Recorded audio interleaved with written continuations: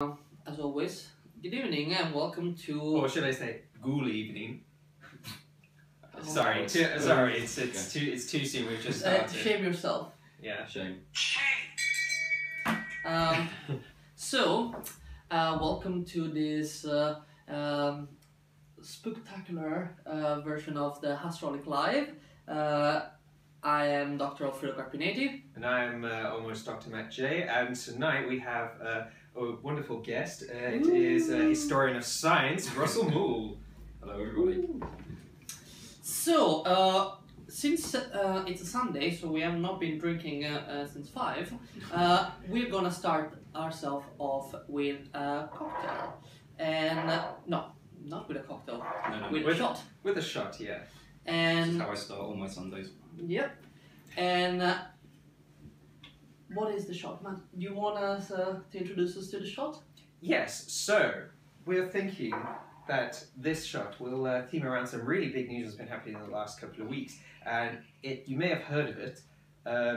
It's this discovery of a potential planet, but also maybe something else, that is orbiting around a star way out in space. What's the name of the star? I've already forgotten. The name of the star, it's alright, the name of the star is KIK 8462852. And it's also known as the WTF star. WTF. For reasons which will become apparent. WTF because the paper that discuss the weird luminosity profile is called Where is the Flux? So, not what we were exactly expecting. Not at all. What happens is to find out if there are planets orbiting a star, what happens, you need to look at their light profile.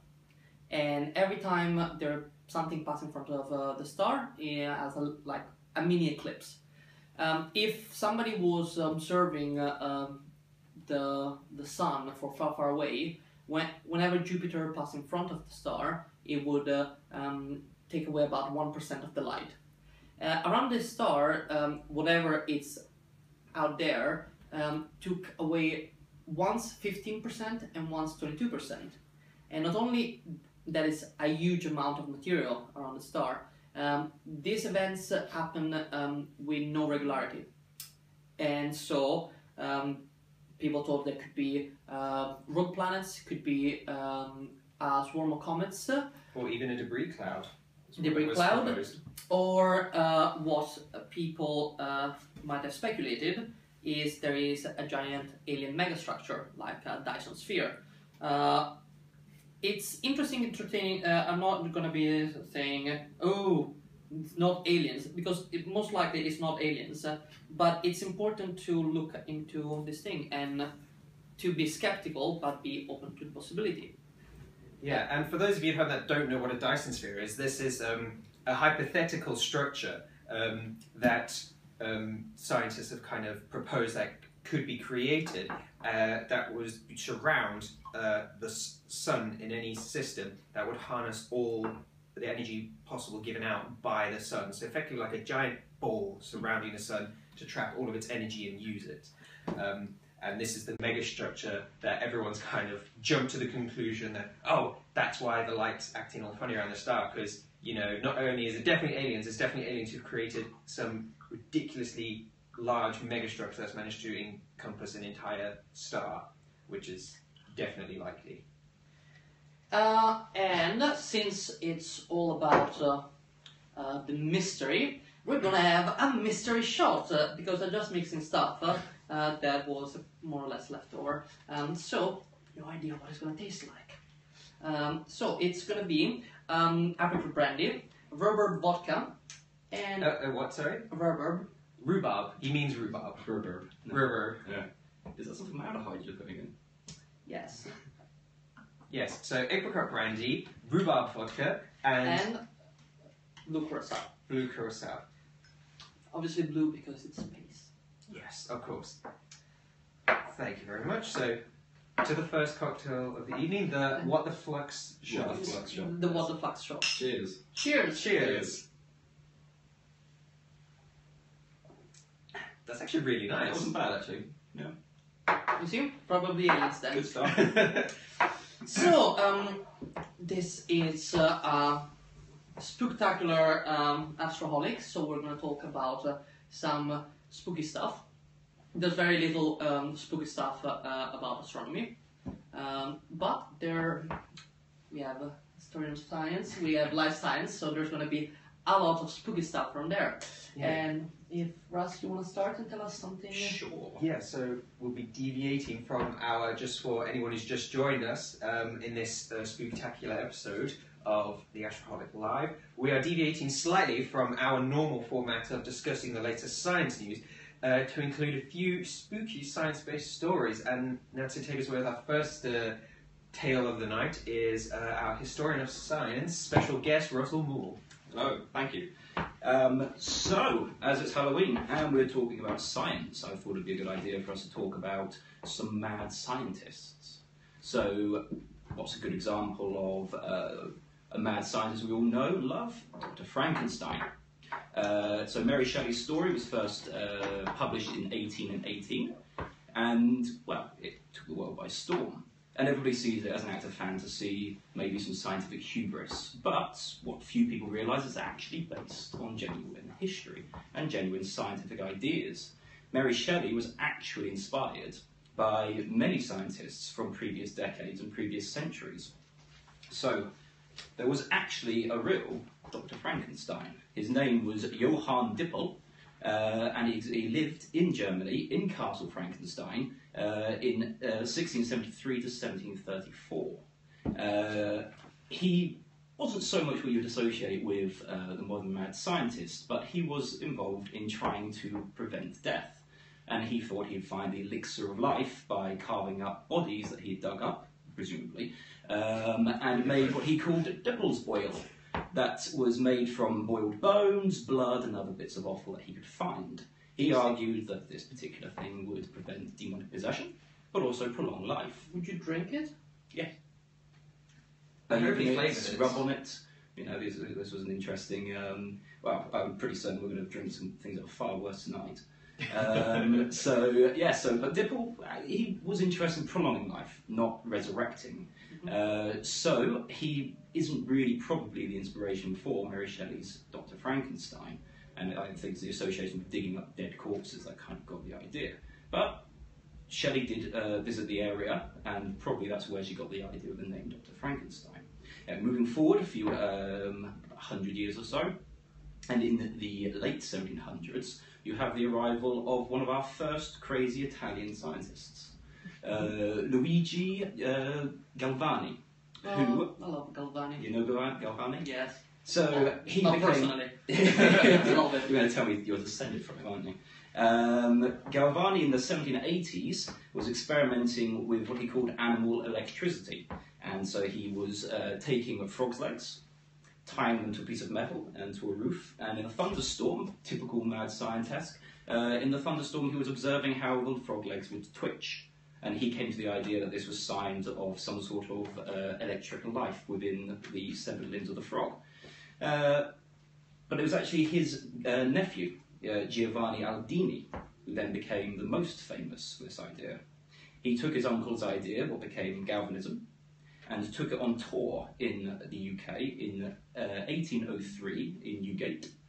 And he, in front of a very large audience, took a corpse from a recently hanged man called George Forster, who fell victim to the 1752 Murder Act, which meant that any person who was executed, their body would be donated to science, as if dying wasn't bad enough. So Aldini decided to hook Forster's body up to a load of electronic current, and in front of a live audience, zap it. And everybody watched as the body twitched and writhed and contorted. One of the individuals present was a friend of the Shelley family, and they would have taken this back to the societies and talked about it. And galvanism became quite an in-house idea, so much so that Shelley's husband even had some of the equipment himself in the house.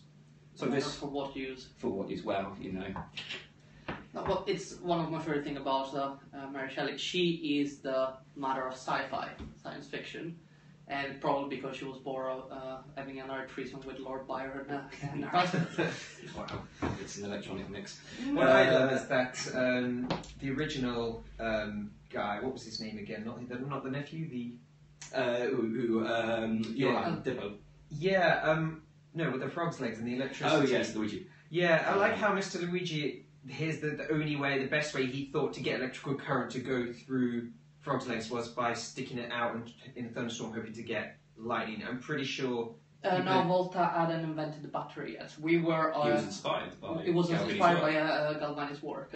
Okay. So So we did have a battery. So he must have been pretty desperate then, if he was that desperate to get electricity that he'd stick it out in I think a lightning storm. what the wonderful things about this science stories is how did it start? How did it got the idea of, you know what?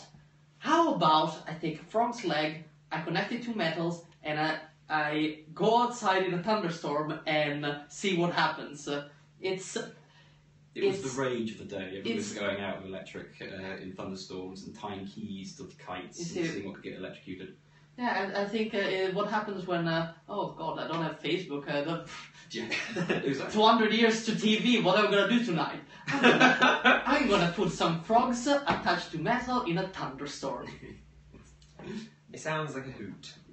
Well, A hoot and a half. it inspired one of our best loved Gothic stories as a consequence. Yeah. But the story doesn't quite end there. Shelley's work inspired whole new generations, and moving forward to the 20th century, we have more gory details of experimentation. One, Vladimir Demikov, a Soviet scientist and a famous experimenter in transplant science, decided in a mad, probably vodka-fueled moment, that he would start experimenting with sewing dogs' heads onto other bodies.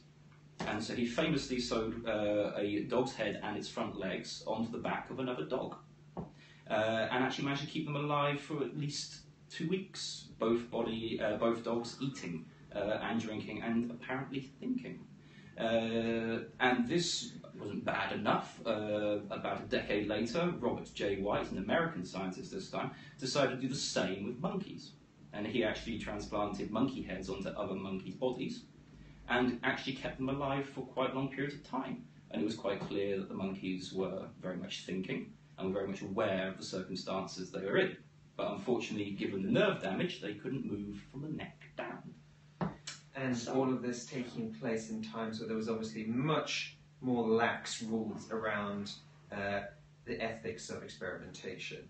That said, there's still people today who we actually mentioned in the previous episode who are trying to work towards human head transplantation. So crazy is as crazy does, I suppose. But that takes us on to our next story. So again, we may have just got more viewers have only just joined us, as we've only just started, and during this Halloween episode of the Astroholic Live, we're going to be recounting some grisly science tales with our special guest, historian of science, Russell Moore. And I just like saying your surname because it sounds a bit spooky. I should do the rest of this, conduct the rest of this as Vincent Price, perhaps. We should do the accent. So, Matt, shall you tell us something? So, as you all may remember from me talking about it previously, I am a neuroscientist by day and then internet fool by night. But neuroscience and psychiatry is actually a very interesting field historically, because the way the brain being what it is, tucked away inside the box of bone, has always been a very difficult thing for people to figure out and understand the workings of it. So for over the centuries, there was always many different theories and ideas of what the brain is and what it did and how it worked and how useful it was. And a lot of the lessons we learned were through very grim accidents. And one of the great examples of this is a very well-known man called Phineas Gage. Now, good old Phineas was a hard-working average Joe in America, and he was a railroad worker, and he worked on the construction of the big railroads across America, and his day-to-day job involved taking large iron rod called a packing rod, where he used to pack dynamite down to blast out rock.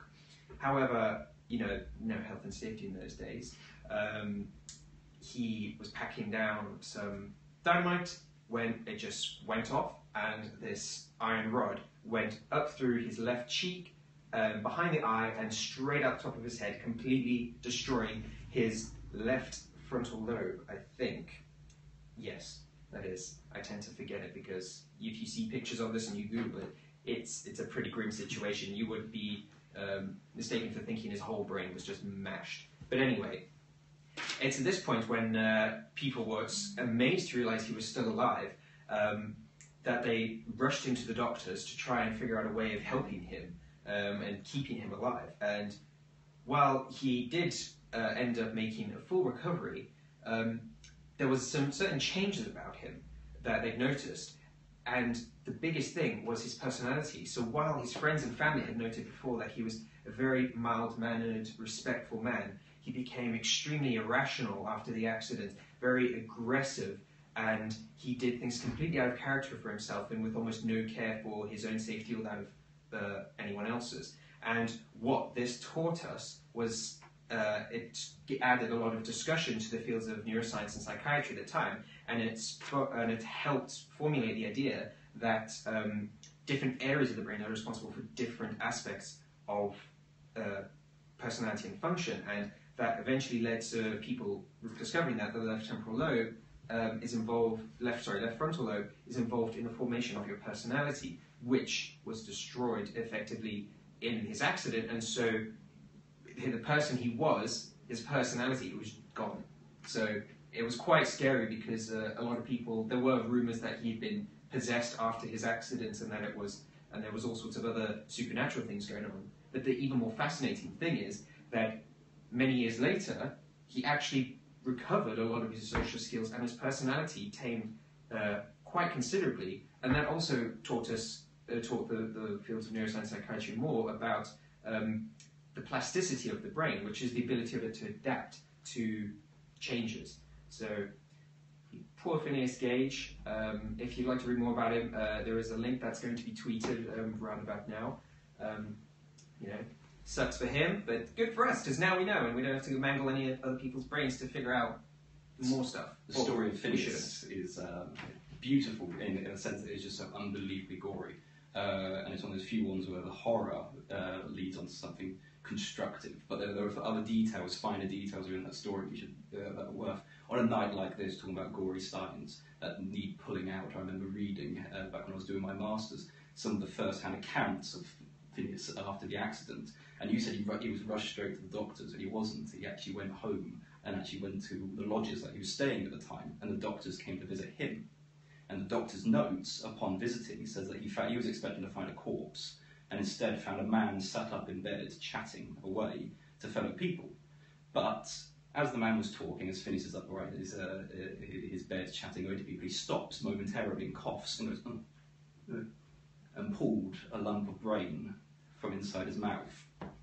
Now, the few stories that I've read in the history of medicine, things like that, maybe gory, but I remember reading that on a train somewhere, and I actually had to put the book down and push it aside for a minute and stare out the window to try and take my mind away from that image of just coughing up one's brains. But Phineas actually went on to have a career as a kind of foot circus performer a couple of years after his accident, when his personality became more mild, and he took the railway spike with him on tour, and he'd show it off as the survivor. And it was rumoured that that spike was permanently oily after it went through his head. That there was a permanent greasy film on top of it. And he survived for 13 years or so after that, if I remember right. Well, the brain is really fatty, so I can see how that works. But also that makes me wonder what it tastes like. I mean, would it just be really like fatty lamb in your mouth? I don't know. But that's getting into very Hannibal Lecter territory. You end up chewing your own memories. Childhood. Is it that tasty? No, I have no idea. You look at me like I've tried. On that note, how about we do a cocktail? Actually, the only cocktail that we're planning for the evening. So, let's talk a little bit about another thing that was in the news recently. the comet Lovejoy is being shown to be emitting two very interesting things. Oh, this is a bit stuck. It's emitting alcohol for ethylene and is emitting simple sugar. Would you like to It's really hand while you No, this is part of the show. So, what are we going to do? It's got... Don't worry, it's fine. I didn't break anything. This time. But for anyone who watched the first show, you'll know why Dr. Caponetti will be doing all of the shaking, because I'm a walking disaster. A little bit. Or a sitting disaster in this case. So, what we usually have for a good cocktail is you need to have your alcohol in usually two parts. You need to have 1 part of sour and 1 part of sweet. And in this case, I made a raspberry tea syrup. Very simple to make, but also it's interesting because one of the molecules that makes a raspberry, taste of raspberry, is called ethylene formate, and it wasn't found on this comet, but it's found in space. And on this comet was found a precursor molecule called methylene. Methylene formate? I don't know. I'm not a chemist. So we got raspberry syrup. We got our alcohol in the form of spice rum, because comet sort of brownish. Let's go with it. And then we got lime because Because it just tastes better with lime. Yes. So 1 part sour, 1 part 1 part sweet, 2 part alcohol. In the meantime. Well, you've noticed as well, I'd like to bring attention to our lovely conical flask, because we thought we'd science it up a little bit more. Seeing as we've made it to episode 3 and at least one person watched last time. Experiment with wine in that. It was actually 192 of you that watched it. Thank you very much. Yeah, so thank you to everyone who watched last time. Hopefully you're watching again, and if you are, hi. I mean, producer Chris, have we got any viewers at the moment who sent in questions? No questions. No questions, of course. Well, I bet the only question they're thinking is, what are these jokers? What are they talking about now? Yeah. Interesting fact, as I discovered last night, one of these conical flasks can hold an entire bottle of wine. That's a shout out to our friend Ben there, who just demonstrated that for me. And you discover those kind of things simply by experimenting. Yeah, that's what we'll put it down to. Science and experimentation. Yeah.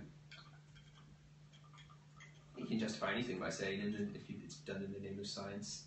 Right, well, that's what we're finding out, isn't it? Yeah, very much so. Very much so. And whether we observe that can hold an entire bottle of wine, we found that we can't. No, that's a good point. Yeah, I should just stay away from using conical flasks as drinking, as something to drink out of in the future. Alright. I'm ready for the next step. Yeah, I'm going to push. There needs some sort of musical accompaniment as he's doing this. Like the Benny Hill feature or something. Yeah, I think this should be more of a montage actually, because we need a bit of a close-up. We don't do live montage. We also do our own stunts. We also do our own stunts. Let me just get rid of the last glass. Okay, that one. Yeah, glasses have been professionally cooled, by the way. I hope you'll all notice that our cocktail making is slowly improving each time. And we are trying to... We're learning from our mistakes, so thank you everyone who has corrected our cocktail making techniques as we've gone along. We hate you, but we love you for it. And when I just sang your praises about being not being the klutz. This is how you treat your guests. Yes, sir. Fling alcohol at them. You should be happy. Why was your mouth not open? Because I couldn't get quite low enough. It's innuendo for the night. Oh, yes, sir. Well done. Adam gave a gold star yet. And that's Well another done. point to anybody watching out there. If you have any great innuendos or science-themed jokes or puns, send them our way because you know we love a good pun and a joke here. We did have one. Oh, We did have it looks one. like we do have We one. have one, and it's from Thomas, who says, "A poor Halloween pun as requested. Why can't male ghosts have babies?" So, why can't male ghosts have babies? Um, Why? Why, Tom? Why can't male ghosts have babies? Because they have hollow weenies. Because they have hollow weenies. That I'm is. ashamed. I'm ashamed of you for that, Tom. Although I know Tom in real life, and he hasn't actually watched Game of Thrones, so I hope you've gone and actually looked up what that shame mail is, because that's probably just lost on you. But hey, to you if you're watching. He was. He was. He was He's watching. gone now.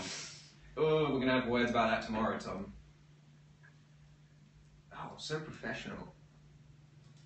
You may be wondering why 4 cocktails. Well, we thought we'd For once to also provided for our wonderful producer. Yeah, who is very, very good at running around in the background and making sure everything And runs can you pass smoothly. it to the producer? Thank you. Cheers. Okay. Cheers. So, We drink now to Comet Lovejoy Comet and Lovejoy. Sugar and alcohol. Yes. You always drink to those. Cheers. Cheers.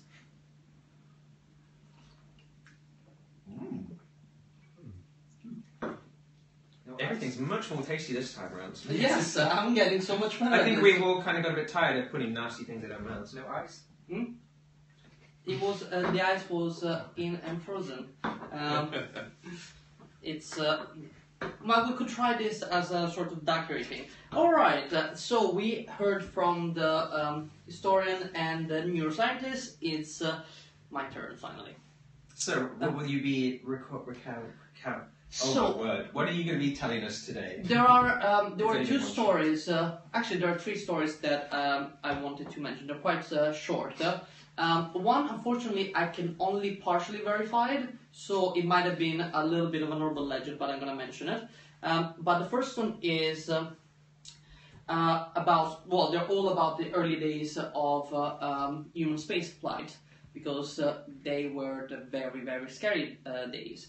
So I'm going to talk about the story of the Voskhod 2, which is a Russian spacecraft launched in 1965, and it was when humans attempt for the first time to do a spacewalk. The 2 people on it, I would like to read it, is Pavel Belyayev and Alexei Lenovov. And they were Alexei was the guy that actually did the spacewalk. He had a special suit to get out of the spacecraft.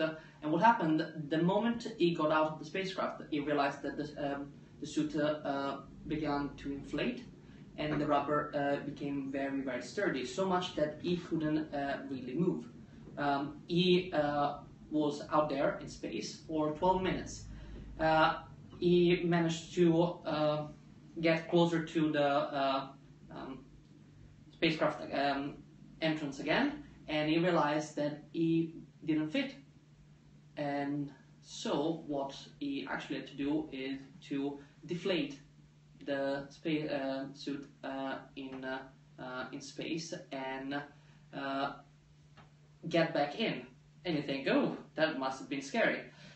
Also, on the way down to Earth, they didn't land where they should have been, and they were lost in the Siberian tundra. And for 2 nights, around the 19th of March 1965, they had to fend off with no heating, no electricity. Only they had guns, because it was a standard issue for Soviet cosmonauts to have guns on board in case something happened. Yeah, like what?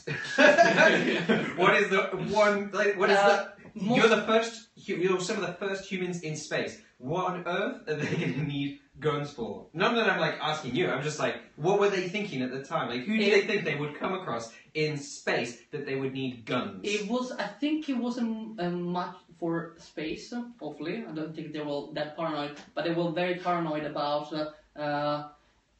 getting, if for by mistake it landed somewhere in an hostile country. Imagine. So at the time, basically every other country. Yes.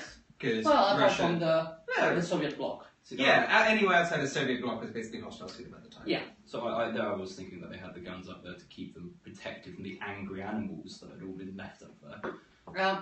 Well, I think that takes us on to the next part of the story, doesn't it? No, but one of the original Soyuz, Vengeful monkey coming after you. one of the original space station, the Russian space station, had a machine gun, and it was actually used in space.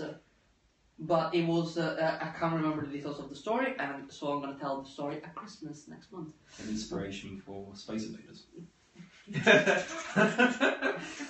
Maybe. They were very lucky that aliens only came two-dimensionally. That was my first story. I'm going to tell the second story quickly, and then we're going to have the other guys Good, have a finally. little bit of a spotlight. I've already been talking too long. The other story is the unverified one. So there have been a lot of animals sent to space, but as far as I could find in history of astronautics, I think, there have not been many casualties. But there's been this persistent rumors that there are dozens of mummified animals still orbiting Earth. The only thing that I found with certainty is there are 5 geckos which unfortunately die in an experiment. But And what was the experiment called? I don't remember. The Gecko SpaceX satellite. And just a brief background on that. Was it Russian group? Yeah, Russian group. Wanted to see, very, very noble scientific intentions in the start. Wanted to see how sex and reproduction worked in space. So they thought, hold on, we send some animals up there to get it on in space, but we need some animals that won't just like float around helplessly. So get the geckos. They used geckos that would stick to the side of the environment. They'd send them up there and wait till they got it on. Why they sent 5, I don't know. It was 1 male and 4 females. 1 male, 4 female. Oh, so 1 male and his little harem of lady geckos. Oh, how lovely. But yeah, it kind of, the temperature control broke and the poor little beasties froze to death before they could have a good time. There's only been one animal that gave birth in space. Could you guess which one? Was it a fly? It wasn't a fly. A mouse? It wasn't a mouse. It's not a human. No. No, for sure. Well, that would be fascinating. No, that'd be disgusting. Oh my god. Oh, terrible, terrible. Human and a mouse we go into. Oh no, I'm just imagining human giving birth in zero gravity. Let's move on. It was a cockroach. Uh-huh. At least that was the first one. Now I cannot think if there. I cannot remember if they've been after, but it was in late 90s. Cockroach, and you don't see people complaining about having cockroach in space. So they sent geckos into space to have sex, and they didn't. And there was one male gecko to 4 female geckos, and they froze to death. Yeah. Yes. So, but there's also claims that there have been cats, dogs, monkeys. They're froze to death and they're still orbiting. I couldn't, as I said, I couldn't verify that. It seems unlikely. Most of the animals that have been sent to space, the aim was to retrieve them alive. Could be argued that they didn't have any choice to go up in space. But for example, the first 2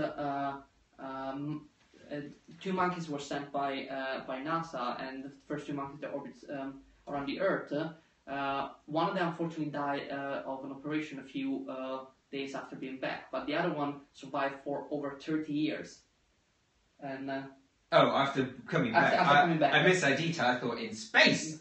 No, Wow. after coming back. Okay, my bad. We actually don't have any information about sex in space for humans because of the policy of both space agencies. actually, well, the main space agency, Russian and Americans. There've been a married couple in space. We know that male astronaut can achieve erection because that it's in the sort of questionnaire, but there is no questionnaires about orgasm.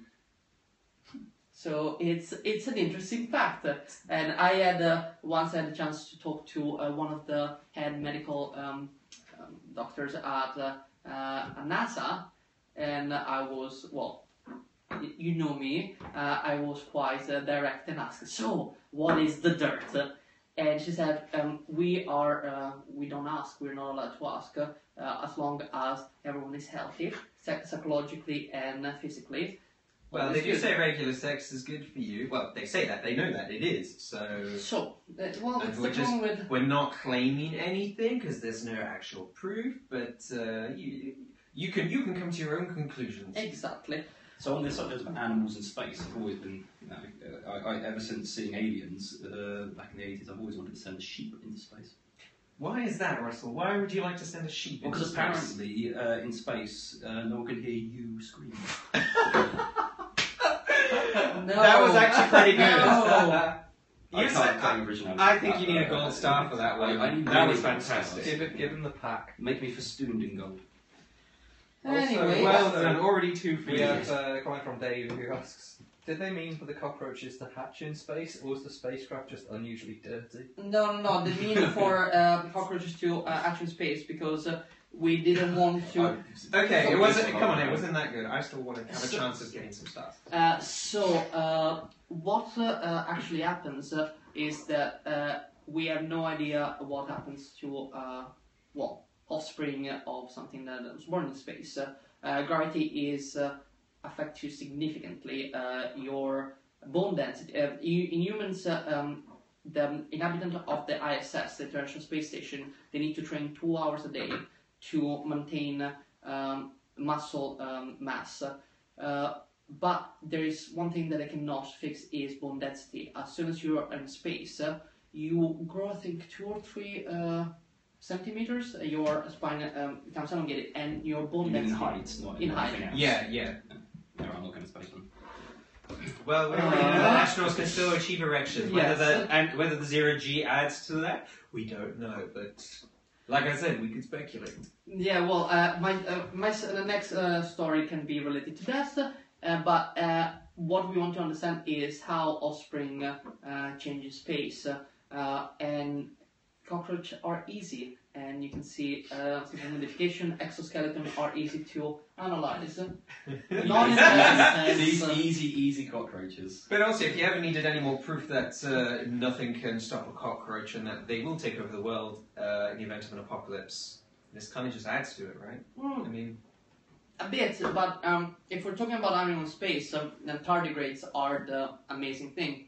oh yeah, they're the absolute badasses of the space. Tardigrades, space they're travelers, also I called think. water Water bears. bears. Oh, the little, Yeah. Terrifying little water Or, bears. so cute. Yeah, except for the fact The that they've got like mandibles, crazy the little hands. mandibles, like Little piggy legs, and it's adorable. Yeah. yeah, adorable except for the mouth. Piggy legs is good because they're also called moss hogs, Moss hogs. which is what I call our producer. Anyway, and what they found is that they left them out in space with no protection from cosmic rays, anything else. They survived. Seriously, it's like the honey badger. They really don't care about anything. The spacefaring honey badger, Yes. otherwise known as the tardigrade.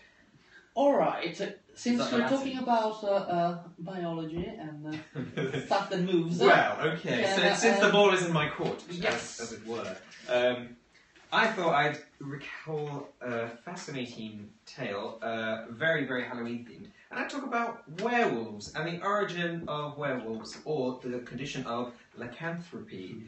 I learned that word from the Shakira song, not through anywhere else. She sings lycanthropy? No, it's just a lyric in one of her songs. I actually forgot the song. She-wolf. Yeah, She-Wolf. Oh. Ah, of course, She-Wolf. Look it up, folks, because it's a very factual song, I'll have you know. Anyway, a werewolf. you used to be a werewolf. I'm all better now.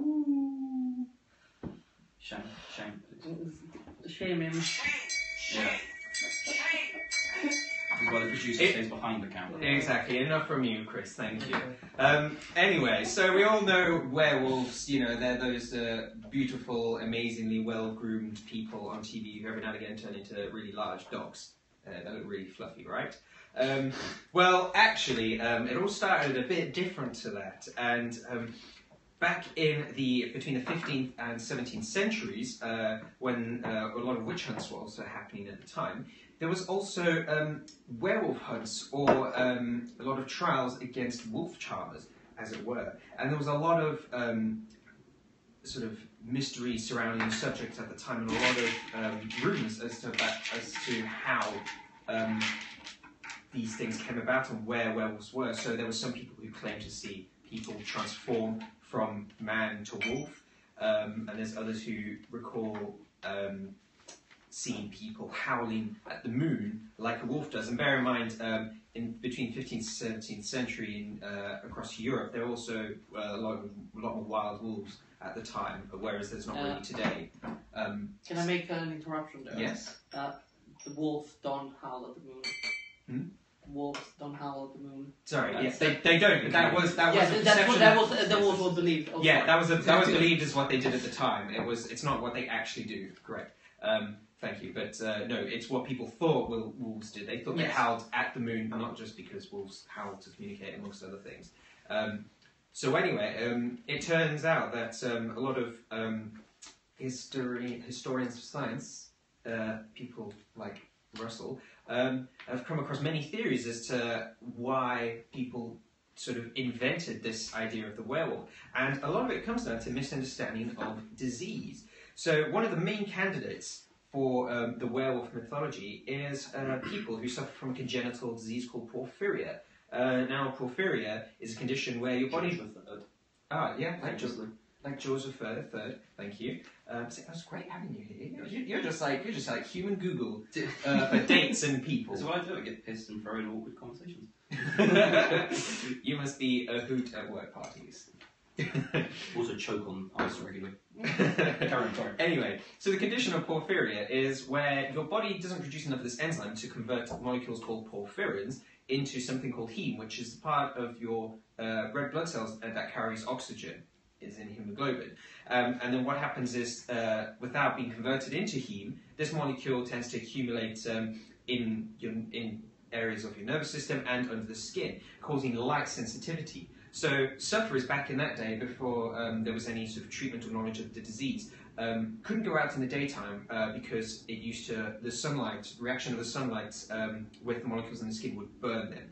And it also, because of its interaction with the nervous system, it would cause a lot of neurological disorders, and yeah, it would make them seem a bit mad and crazy. And so they would go out a lot under the moonlight, because that's the only time they could really go outside. And back in that day, there were no street lights, so it was a bit dangerous, to go out in complete darkness.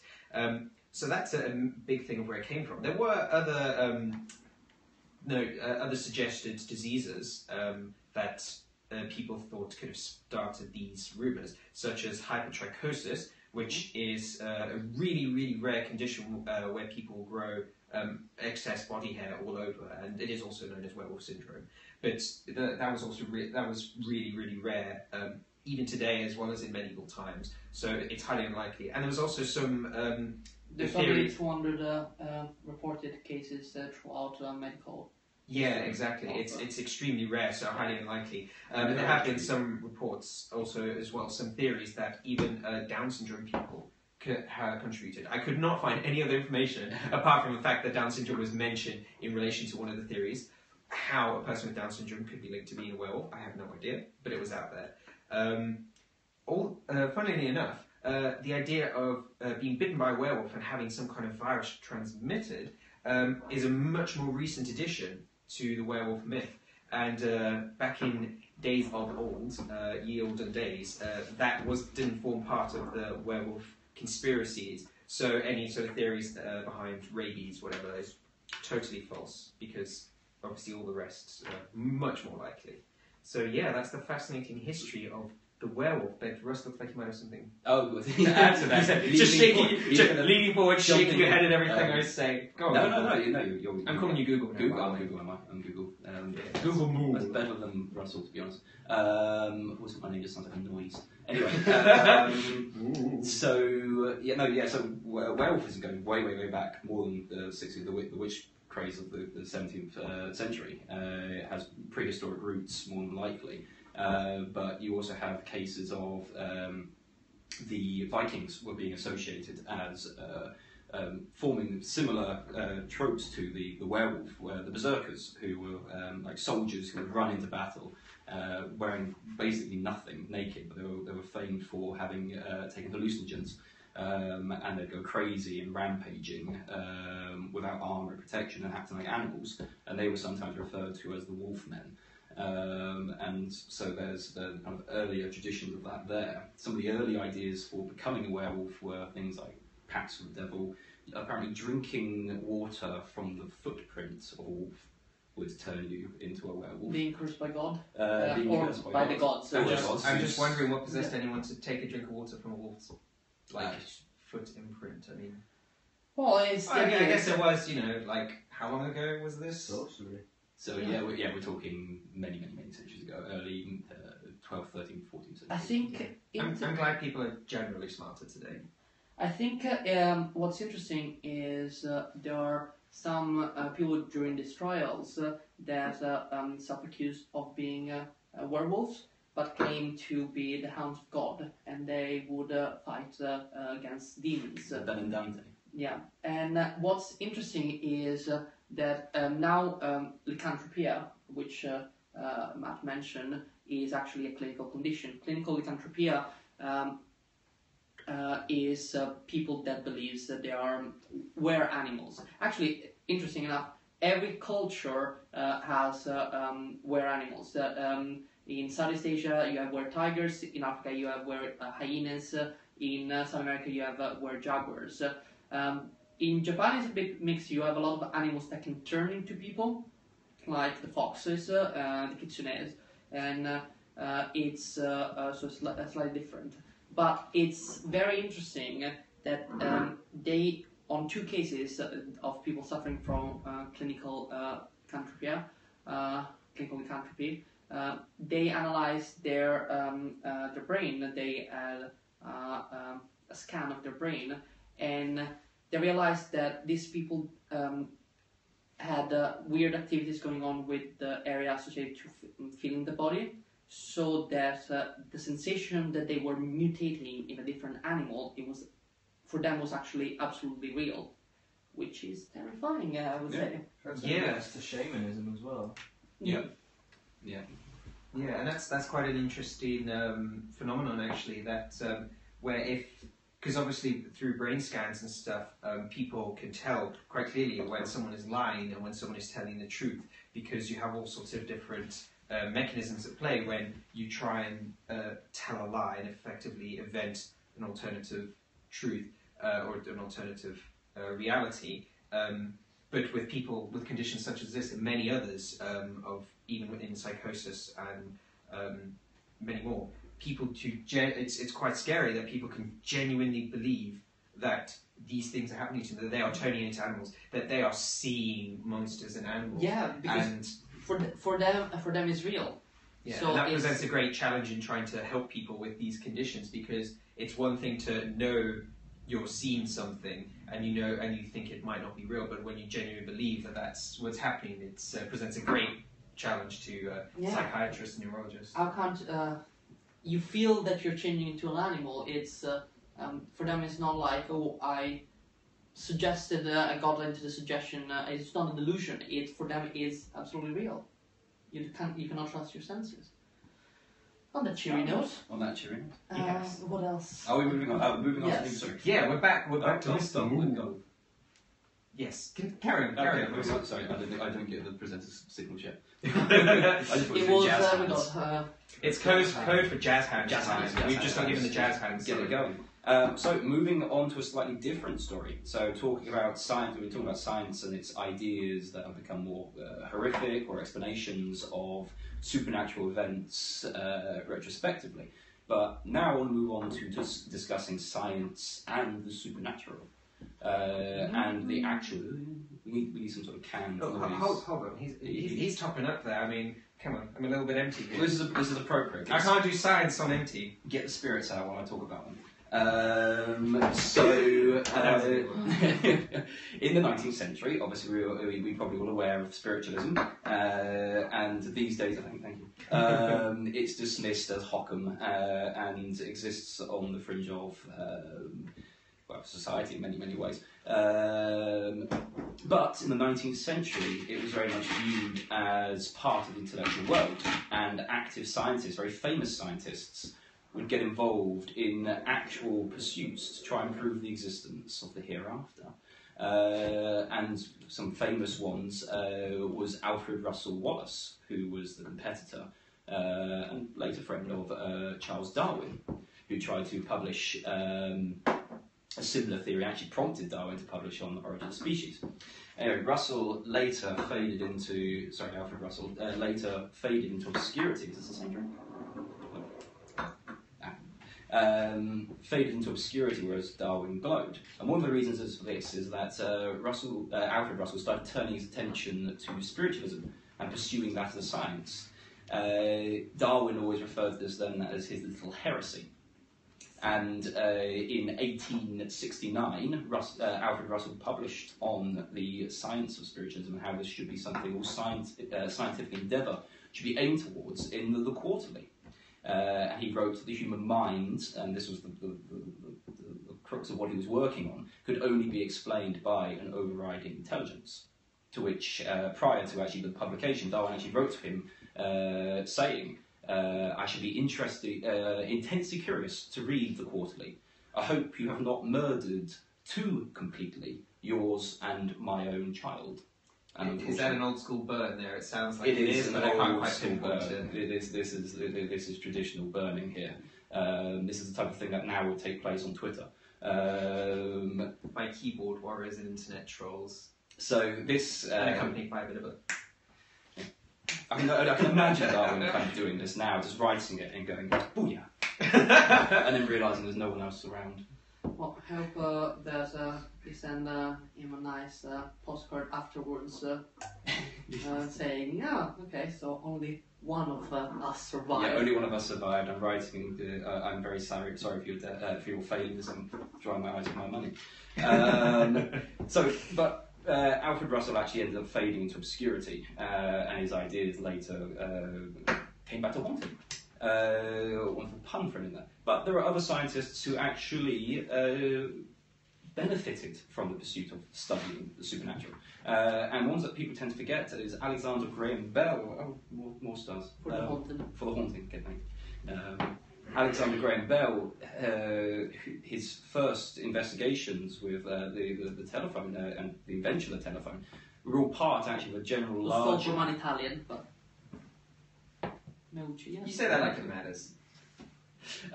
He actually, this was all formed part of a larger endeavour to communicate, to find a way of communicating with the other world. And the same was with Thomas Edison, who actually wrote and published many occasions on his ways of inventing a way of communicating with the other side. And he wrote famously in 1920 in the issue of the American magazine, I have been at work for some time building apparatus to see if it is possible for personalities which have left this earth to communicate with us after. So actually, some of the inventions that have made the 20th century and set us up where we are now are actually born through the pursuit of the spiritual world. Television. And television, yes, static and white noise. So... I'm excited. If you've seen the movie White Noise, it's hilarious. It is hilarious, although it terrified me. Yeah. It's hilarious in retrospect, and I'm so glad we've moved on from the old style CRT TVs that give you the white noise stuff. Because was white noise the one where the ghosts would come after you wherever there was like some sort of broadcast? Yeah, they kind of like hijacked it. If you just left the TV untuned to a particular channel, the ghost could like jump into that and talk to you through that. Right. And I tell you what, I was Why don't you just terrified. drop the TV from? It's the same No, problem. now we're talking about the ring. It's the same problem with the ring. They didn't come out the TV, they just talked to you and found you through it. And Yes. they couldn't White let you noise kind played of- in on itself. Yeah, exactly.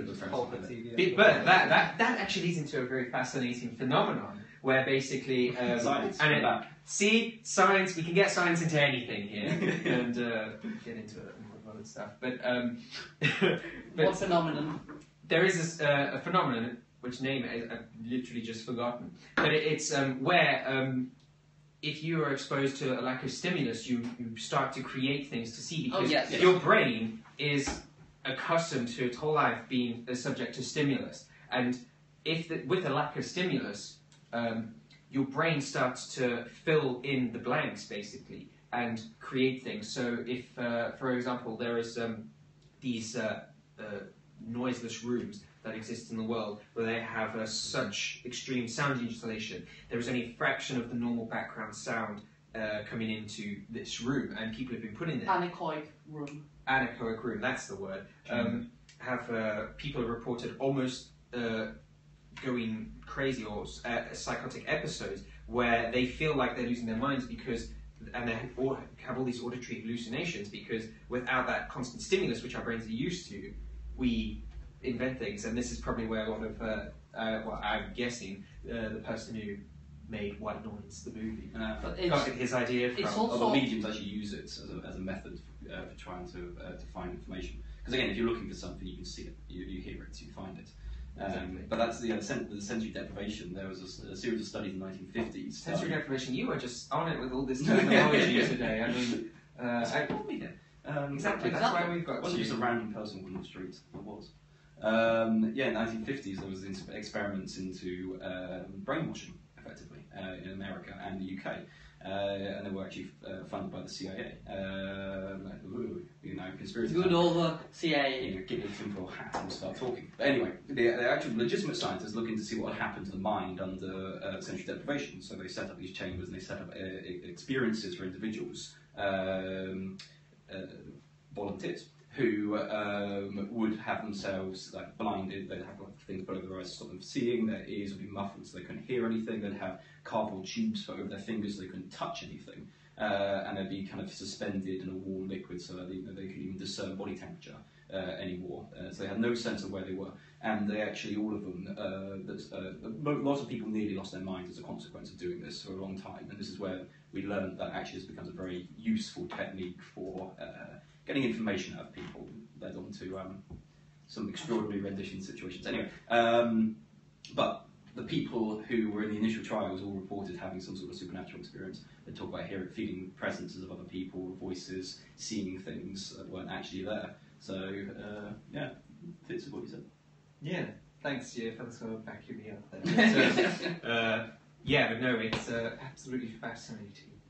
You also see the You people see- as well who lose a sense through accidents. To go back to the things more spacey, it's so fascinating that there not been any cases of people going absolutely mental in space. There are people coming back from space had a problem readjusting to like normal life. But it's in space, all the descriptions are stunning and incredible and amazing. But let's go for one last scary thing about space. Actually, there are two scary things. Let's start with the very scary Is things. it that no one can hear you scream? No. What do you think it would be the worst way to die in space? I would say it would be just, I don't know, suffocation? Like not being able to breathe? Just like Yeah, let's go. all with- your air just like, Oh, okay, losing air. yeah, losing How air. about drowning in space? Because that's almost happened to the Italian astronaut Luca Parmitano in 2013, where his spacesuit, while he was on a spacewalk, suddenly started filling with water. And he obviously, although he was inside the spacesuit, it's compartmentalized. There we go. So his spacesuit was just filling up with water, and he couldn't breathe, and he almost drowned in space. Yeah, that's the space is How bad enough. so? How did he recover from this? I mean, my instant thought is like, did he try to start to drink the fluid? Or it's like, I mean, how do you get rid of it? How do you get rid of it? It's just floating around you, trying to throw it. Yeah, into, like, and go into what it did, it just quickly made its way into the space station, and it was saved just by getting out as quickly as possible. But the other thing that is a bit scary, but only for men, is that at the beginning of the space age, they didn't have toilets in space because they were only there for a few hours. And even if they were there for a few days, they just had to pee and poo their pants. They actually had the big diapers. And then NASA thought, oh, you know what? You can just throw it out. You can just pee outside the space station. So they had this little metal tube that you would attach to yourself. Only a little one. Huh? Only a little one. Don't worry. You Very put it in. size. You open a valve.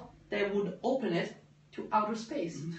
So you would You're exposing yourself to space. to outer space. So Hold up. You're telling me that the first astronauts, like, who... just before the Apollo mission. Just so, before the Apollo missions, people were literally peeing directly into space. Yes. With no protection whatsoever. My mind is blowing right now. I think maybe you can visually see the small explosions happening in my head. That sounds terrifying. It is. Tell me more. Well, that's. I think that's what we have time for it tonight. How did they experiment? I'd be curious how they experimented with that. You know, only imagine NASA like with a Hoover at home. What would happen? Well, that'll work. I'm assuming somebody must have thought of that. But yes, what you had is two valves. One to depressurize the pipe, and then one to pressurize it again. So not you see. Ladies and gentlemen, take your toilets for granted. No, don't take your toilets for granted. Is what I was trying to say. Be thankful They're a for sacred thing. Yes. porcelain throne. It makes you think like if you've got a god awful festival somewhere and you've got to use the public loos there, you could think this could be worse. Yeah. Yeah, I could be peeing directly into space and running the risk of my junk freezing off. Being fitted with my burning. Just quickly, the worst thing that can happen is people think, oh, if I am in space without a spacesuit, I would inflate and explode. No, you have two options. If you're in the shade of the Earth, probably that is your better option. You're just gonna suffocate. It will take you a few minutes. Just gonna suffocate. Like that's no biggie. Trust me. Okay, you get to the point. Sorry. If you're on the sun side of the Earth, and we're talking Earth, we're not talking, oh, you're close to the sun, you would be exposed to a temperature that will quickly reach over 300 degrees, so you will be burned to a crisp in a matter of less than a minute. So I would take suffocation. Because you can see planet Earth and think, I'm in space for some reason, although I'm dying, I lived a good life, instead of like, How much of that would you experience, do you think? Oh, I don't know. Cut-off. I think with the extreme conditions, like especially if you're but your skin is quite resilient. You not you dry your eyes, it will dry your mouth, but it's the skin is strong. You're not gonna suddenly desiccate eventually. But the pressure of space. The pressure, like surely you would have a gas escaping. No, not as much because the skin is. How do we know this? How do we know this? Because you can test with low vacuum condition and. Monkeys they sent up. Yeah, that's what I'm thinking. I'm thinking all those poor suffocated monkeys floating around our. This happened in the sex experiments, didn't it? They're just about to get it on. They had Barry White playing in the background, and then suddenly slowly sex is on fire. Freeze thawing as they go around the sun. And on that lovely note, yes, I think that brings to conclusion Astroholic Live Episode 3, Tales of Terror and Science. Ooh, Tales of Terror, I like that. Tales of Terror and Science. We can't go back and re-advertise it, can we? No, I'm afraid not. But now we know how to advertise it for next year. So that's how live shows work. You know, you don't edit the magic in. We just are the magic at some point. Well, thank you to my hosts for having me. Yeah. It's been a You're pleasure. welcome. It's been a pleasure having you here. Thank you, Jumped on Russ. everything. So we've been Dr. Carpinetti. I've been almost Dr. Matt J, and this has been our special guest. Not Doctor. Yeah, we'll just be doctors today because for some reason I want to say we'll that. go with Doctor. Yeah. I'm not Doctor. Not Dr. Russell Moore. And if you want to find out any more about us and keep an eye out for when the next Astroholic Live will be, you can find us on Twitter. I'm at MattJY, and you are at Dr. Carpinetti, but probably if you're following this, you've seen it. Yeah, and you can also find lovely historian of science on Twitter too. What are you at? I'm at Ross Moore. At Russ Moore. So until next time. Cheers. Happy Thank you. Halloween. Happy Halloween. And everything else left.